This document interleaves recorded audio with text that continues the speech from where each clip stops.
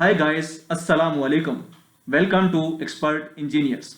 आज का हमारा टॉपिक है वाई डेल्टा ट्रांसफॉर्मेशन, यानी हम वाई से अपने नेटवर्क को डेल्टा में कैसे कन्वर्ट कर सकते हैं। लेट्स सपोज ये हमारे पास एक एग्जांपल है जिसमें हमारे पास तीन नोड्स हैं ए, बी एंड सी। यहाँ पर R1 है 30 ओम, R2 है 20 ओम और R3 है हमारे पास 50 ओम। हमने इस नेटवर्क को कन्वर्ट करना है डेल्टा में, तो कैसे कन्वर्ट करेंगे?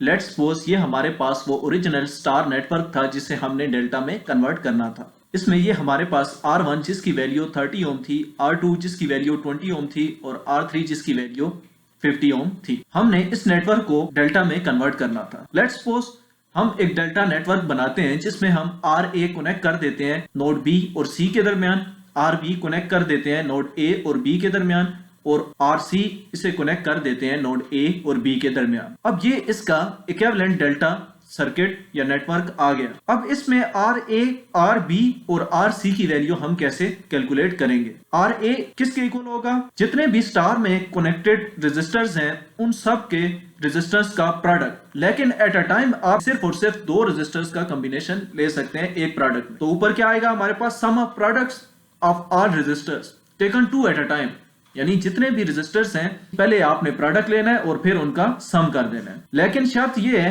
कि एट अ टाइम आपने सिर्फ और सिर्फ दो रेजिस्टर्स लेने हैं। इसके पॉसिबल कॉम्बिनेशंस क्या बनेंगे? R1 into R2 plus R2 into R3 plus R3 into R1। ये इसके वो तमाम के तमाम पॉसिबल कॉम्बिनेशन बन गए दो दो के। उनका हमने क्या ले लिया? सम ऑफ प्रोडक्ट। और डिनोमिनेटर में हमारे पास क्या आएगा? इस RA के अपोजिट जो स्टार में रेजिस्टर है वो, तो RA के अपोजिट हमारे पास स्टार में क्या था? R1। तो डिनोमिनेटर में हमारे पास क्या आ गया? R1। अब सिमिलरली RB की वैल्यू हम कैसे कैलकुलेट करेंगे? अगेन ऊपर नोमिनेटर में हमारे पास क्या आएगा? Sum of product of all resistors connected in star taken two at a time, यानी जितने भी रेजिस्टर स्टार में कनेक्टेड हैं उन सब का आपने क्या करना है? पहले प्रोडक्ट लेना है और फिर उसका सम कर देना है। लेकिन शर्त यह है कि एट अ टाइम आपने सिर्फ और सिर्फ दो रेजिस्टर्स का प्रोडक्ट लेना है। तो दो रेजिस्टर्स के तमाम पॉसिबल कॉम्बिनेशन बना ले प्रोडक्ट में। R1 into R2, R2 into R3 और R3 into R1। R1 into R2 plus R2 into R3 plus R3 into R1 divided bye RB के अपोजिट स्टार में कौन सा रेजिस्टर है हमारे पास? R2।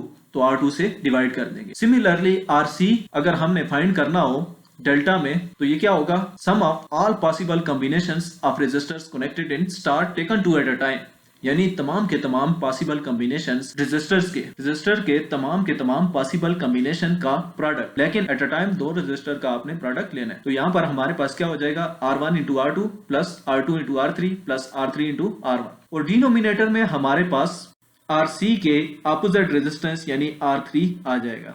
अब इन तीनों में नोमिनेटर हमारे पास सेम है और उसमें हमने क्या करना है? सबसे पहले प्रोडक्ट लेना है दो रेजिस्टर्स का जो स्टार में है और देन उनका हमने क्या कर देना है? सम। तो ऊपर नोमिनेटर में क्या आ गया हमारे पास? सम ऑफ प्रोडक्ट, चाहे RA, RB या RC की वैल्यू आप फाइंड कर रहे हैं। जबकि डिनोमिनेटर में डेल्टा में जो भी आप रेजिस्टेंस फाइंड कर रहे हैं उसके अपोजिट रेजिस्टेंस, यानी लेट्स सपोज अगर आप RA फाइंड कर रहे हैं तो RA फाइंड करने के लिए इसके अपोजिट रेजिस्टेंस कौन सा है हमारे पास? R1। तो इससे डिवाइड करेंगे।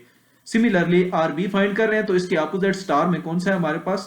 R2। तो इससे डिवाइड करेंगे। सिमिलरली RC फाइंड कर रहे हैं तो इसके अपोजिट हमारे पास कौन सा रेजिस्टेंस है? R3। तो ये हमारे पास R3 आ जाएगा। अब सॉल्व करते हैं अपनी एग्जांपल को। अब लेट्स सपोज RA फाइंड करना है हमने, तो सबसे पहले नोमिनेटर में क्या आएगा? Sum of product taken two at a time in star connection, यानी स्टार में जितने भी हैं उन सब का सम ऑफ प्रोडक्ट करना है। लेकिन शर्त यह है कि एट अ टाइम हमने दो लेने हैं। तो R1 into R2 plus R2 into R3 plus R3 into R1। R1 into R2 plus R2 into R3 plus R3 into R1।